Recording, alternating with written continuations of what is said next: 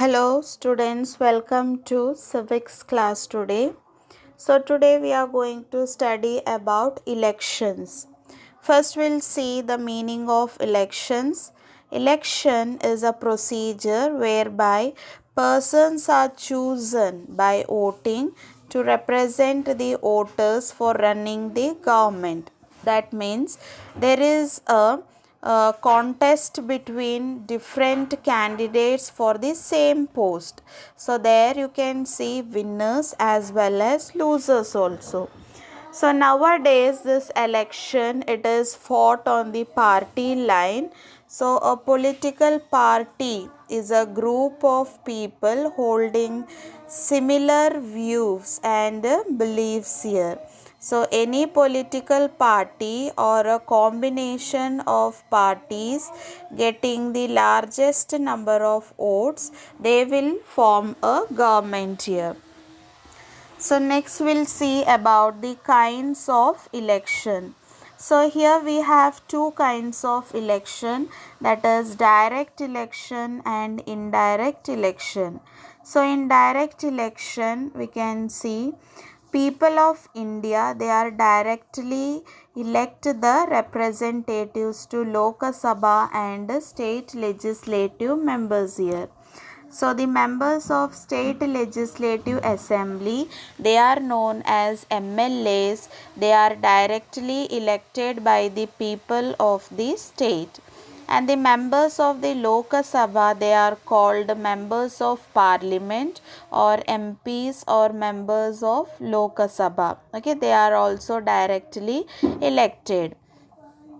So the party or a combination of parties having a largest number of legislator, they elect their leader from amongst themselves and they will become the chief minister or the prime minister. Okay.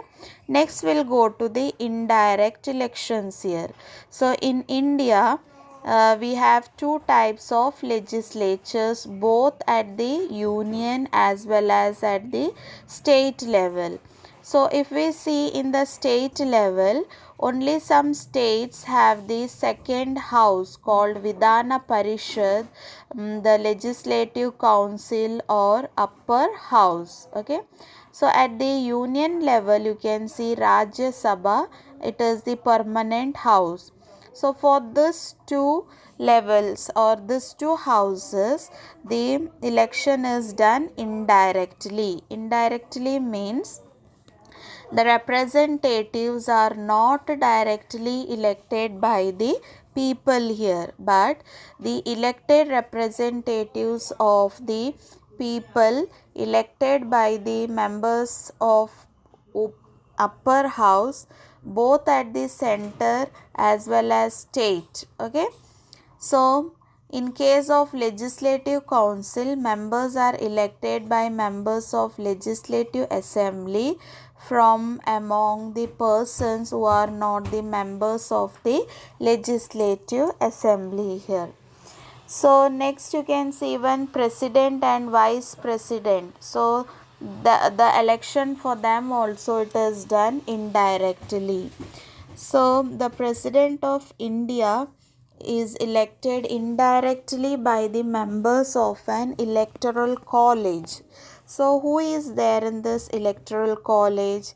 So in the electoral college, the elected members of both houses of parliament and the elected members of legislative assemblies of the states including National Capital Territory of Delhi and Union Territory of Pondicherry is there. So here you can see this election is also done indirectly here. Next we'll see about general election. What is this general election? So here students, the Lok Sabha members, their term is for 5 years, isn't it? So after the 5 years, the election which is conducted is known as general election. Next is midterm election. Midterm election means before completing the 5 years, if they get dissolved. Okay, so that time it is the election which is conducted is called a midterm election here. Okay, next we'll go to the by election. So by election means a member of legislative assembly in center or the state, if they falls vacant on account of death, resignation and all. So for their vacant, the filling up of the seat, so that time the election which is conducted is called as by election. Next we'll see election commission here. So the election, it is the best way by which the representatives of the house can be sent to the legislature here, isn't it? So here in India you can see, as it is a federal country, it makes provision for holding elections for both central and state legislature here. Okay, so that's why the elections should be fair, free and fair. Okay, free and fair with wide participation, means everyone should take part in the election with it should be free and fair. Okay, so keeping this in mind, you can see the constitution has made detailed provisions for the free and fair conduct of election in part 15, article 324 to 329 here. Okay, next we'll see about the composition of election commission here. So, Article 324, Clause 1 to 6, it deals with the composition of election commission and other related issues here. So, according to this, you can see the Chief Election Commissioner, that is CEC, he stands at the top in the hierarchy of the Election Commission here. And the election commission consists of a chief election commissioner and other election commissioners.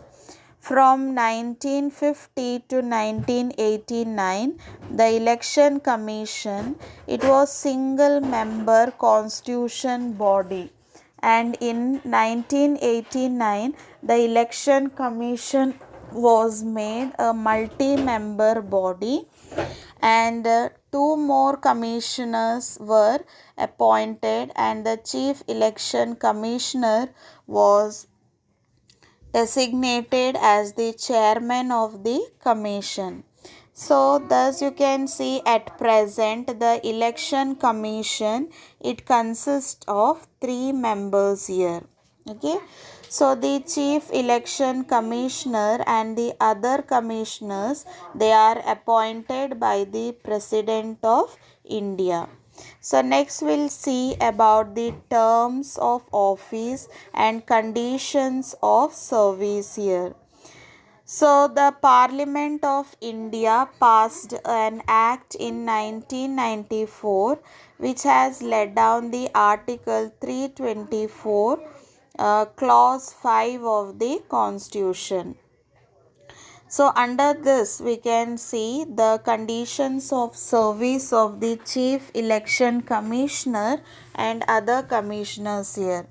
So according to this, they are appointed for a term of 6 years, and in the 6 years, if they attain the age of 65, so on that day itself they have to vacate the office. Okay, then the salary of the Chief Election Commissioner and other such commissioners, their salary will be equal to the Supreme Court judge, and even they get the pension also after retirement.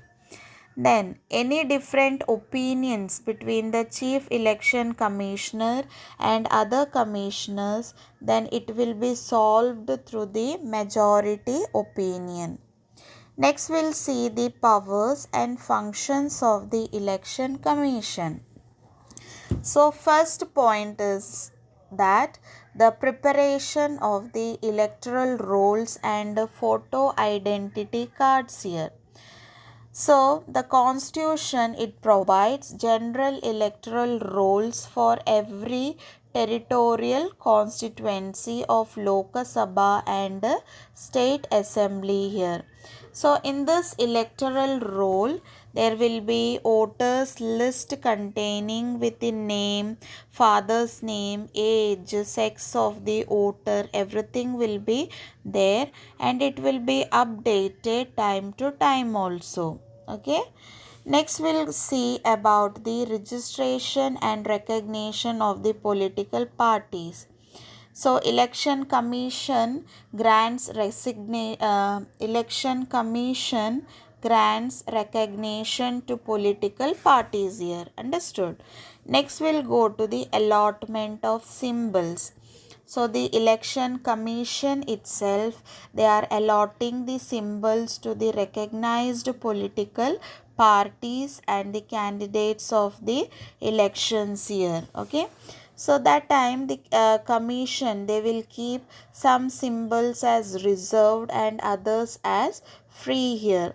So the election commission on recognition of political party, they will allot the reserved common symbols here, and the political party uses the symbols for all the candidates sponsored by them. Okay. And if at all the independent candidates or non-registered political parties, they can select a symbol of their choice. Like accordingly, first who comes, they will get the symbol from the free list of free symbols here. Okay. And if at all, if some split takes place in the political party, then the election commission verifies claims and counter claims, and they can make freeze the reserved symbol also. Next is that fixing dates and conducting elections here. So election commission, they fix the date for elections here. So the government decides when the election should be held. After that, the fixing of date is done by the election commission here. Okay, because the election commission has to conduct a free and fair election. So the election commission will see all the situation, then it will fix a time and date here. Next is ensuring free and fair election. So we can see some of the following steps for the free and fair election here. So the commission may send central observers to the constituencies to check whether there is any violence of booth capturing and all. Then the commission countermands polling where it had reasonable doubt that some malpractices have occurred. Then in terms of certain amendments to Representative of People's Act, the commission prescribes severe punishment for booth capturing also. Then next you can see appointment of polling officer here. So the election commission appoints polling officer for the constituencies here. Then this process is set into motion as soon as notification for the conduct of election is made here. Okay. So you can see even the for each constituencies, the supervision of an officer will be kept not less than the rank of deputy commissioner of that district or the magistrate. Okay, the officer is designated as the returning officer here. Okay, so he will be the responsibility to declare the candidate fit for contesting the elections. Then you can see about scrutiny of nomination papers here. Scrutiny means inspections or verifying here. So the commission announces the date of election and the date of filling nomination of paper, last date of withdrawal for nomination. So scrutiny of application is made by returning officer here. Okay. So returning officer has to verify whether the provisions concerning the deposit, election, symbol, everything has been fulfilled correctly. Next is scrutiny of the election expenses. So the election commission scrutinizes the accounts of election expenses submitted by the contestants. Okay. So the contestant candidate should submit the statement of the accounts to the returning officer also, okay, so that he will check all the things whether everything is correct. Otherwise the election of the winning candidate can be declared invalid if there is any malpractice. Last point is advisory functions here. The Election Commission also advises the President or the governors of the state in respect of electoral matters, disqualification of members, election disputes, petitions, etc. So, students, I hope today's classes good for you. Understood, everyone? Okay. So, have a nice day. We'll meet in the next class. Everyone, go through the video once again. Thank you, children. Have a nice day.